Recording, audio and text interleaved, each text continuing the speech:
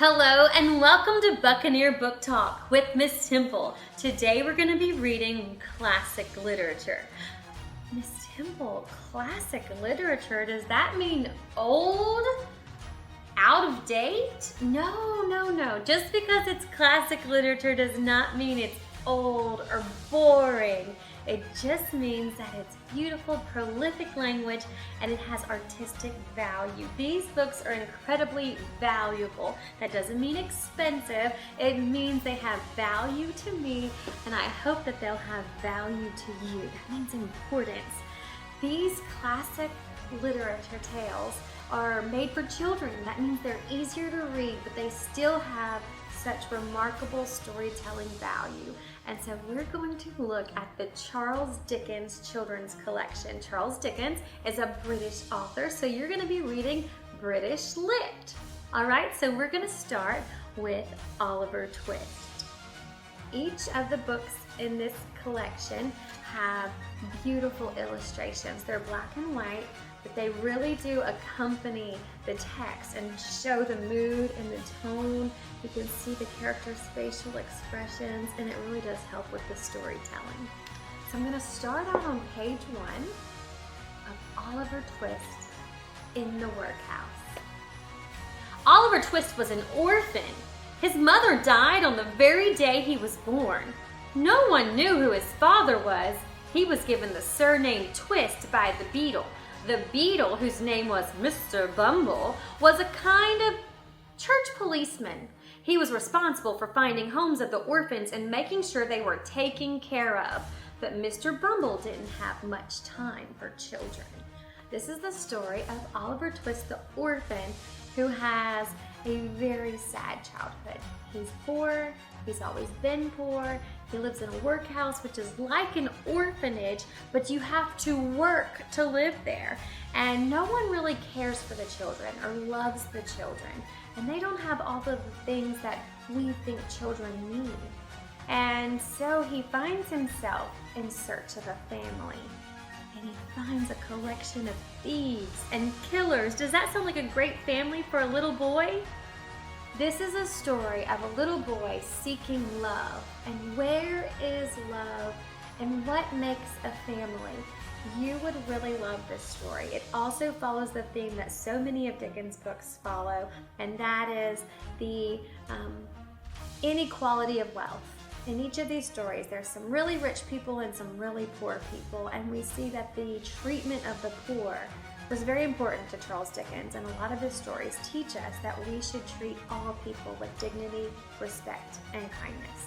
I hope you'll check out Oliver Twist, a very heartwarming story about a little orphan boy in search of a family. Our next book is going to be A Tale of Two Cities. Now, this story is a little darker and has a little bit more mystery and maybe even darker themes like sacrifice and death. There's still the theme of love in this book, and you will see that as we start to see life during the French Revolution. So this is a time where they are burning famous buildings in Paris, burning them to the ground, and people are being beheaded. And it's a very violent time when Dr. Manette is released from prison. Now, he has been in prison not for committing a crime, not for doing something wrong, but he has been in prison for doing something right, for standing up and doing the right thing. And so now he's been released from prison, and he finds his daughter, and she's engaged, and her fiance has been keeping some really dark secrets. And so if you read this book, you'll get to see the importance of family, and this family goes on a dangerous adventure, but you'll also see those themes of poor people and rich people and the treatment of others, kindness and love. But there's also some really dark things about how to deal with death. And so this is A Tale of Two Cities. Our next book is The Old Curiosity Shop. And a curiosity shop, are you curious about what's in the curiosity shop? It's kind of like an antique store. There's these rusting relics and tattered treasures, and it is a store where Nell lives with her grandfather. But as times get tough and they can no longer afford to keep their store or their home, they find themselves desperate, poor, and hungry with no one to turn to. How will they cope? And so again, this is another story about the treatment of others and the disparity of wealth. And so if you're interested in the story of a young girl who lives with her grandfather in the curiosity shop, again, it's filled with incredible illustrations that I know will help you to visualize the story. Interesting characters. Even look at Mr. Grumpface right here. I think you'll really enjoy reading The Old Curiosity Shop. It is a really great story about perseverance and not giving up, sacrifice, and just the importance of family once again. So, The Old Curiosity Shop by Charles Dickens. Our fourth book is A Christmas Carol. You may have heard of A Christmas Carol. A Christmas Carol has one of the most famous characters from literature, Mr. Scrooge. Mr. Scrooge is a greedy old miser. That means he counts every penny and he doesn't want to share. Have you ever met someone who doesn't like to share? Someone who seems like they have plenty, but it's all for them. That's Mr. Scrooge. He has plenty to share, but he wants to keep it all for himself. But that's a very dangerous way to live. In fact, on Christmas Eve, he is visited by 4 ghosts, one of them his friend. And they are warning him that he needs to change his ways and quit being so mean and nasty and greedy, or he is going to have a very troubled eternity. And so, will the visit of these ghosts help Mr. Scrooge to change his ways? You may have heard of some of these things. It has been retold. This story has come in many forms. Maybe you've seen the Mickey Mouse version on Disney Plus. It has been made into many different movie events, and it has been retold in many different ways. This is the story of the ghost of Christmas past, Christmas present, and Christmas future. And as you evaluate the decisions and choices you've made and how you treat others, once again, this is a story with a theme of kindness and love, and the theme of helping people who are less fortunate. Seeing a need. Doesn't matter how much money you have if you aren't using it well, spending it well. And so, will the spooky ghost make him change his ways? This is a great story with character development and another beautiful theme of the importance of loving others. So, A Christmas Carol, I hope you check it out.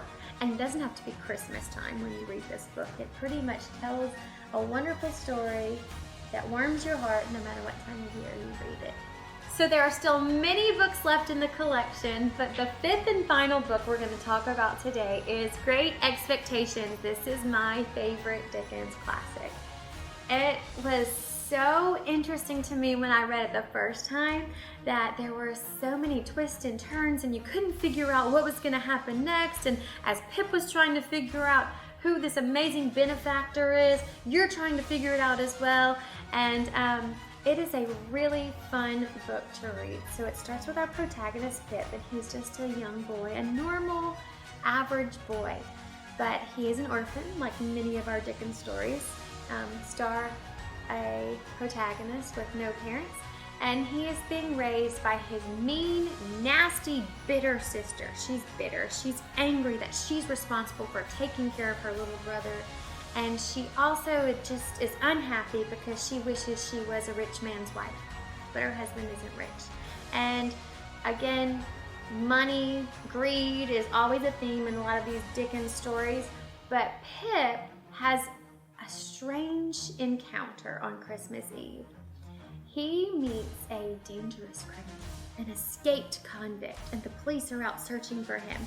And Pip has seen him and knows where he is, but chooses to keep silent. He doesn't tell the police where to find him. And that grace and mercy that he offers this criminal turns out to pay off in the end. You will love this story about Pip and the mysterious stranger, and also a lot of other really interesting characters that he meets along the way.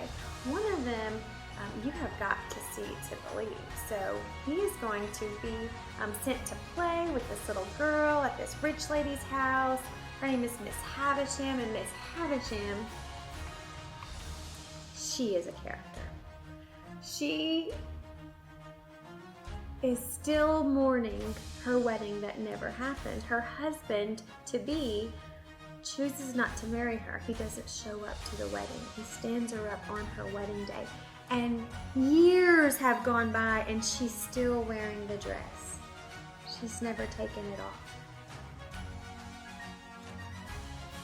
Look at Pip. He doesn't look very excited to be meeting her. She's kind of scary. There are so many interesting characters in this book, and I really cannot explain to you how much I enjoyed reading Great Expectations by Charles Dickens, and I promise you, you will too. It's a story of this little poor boy who gets to become a rich gentleman. And how does he do that? And what effect does that have on his life? How important is money? And how does it change you? How does it change the way you treat other people? That's a big theme in this book. I hope you'll check it out. And if you are interested in any of those books or any of these others, they're all available in our library, and there are so many great stories that you can read that are classic literature written or adapted just for you. And I promise you, we've got something you'll be interested in. So come visit me in the library.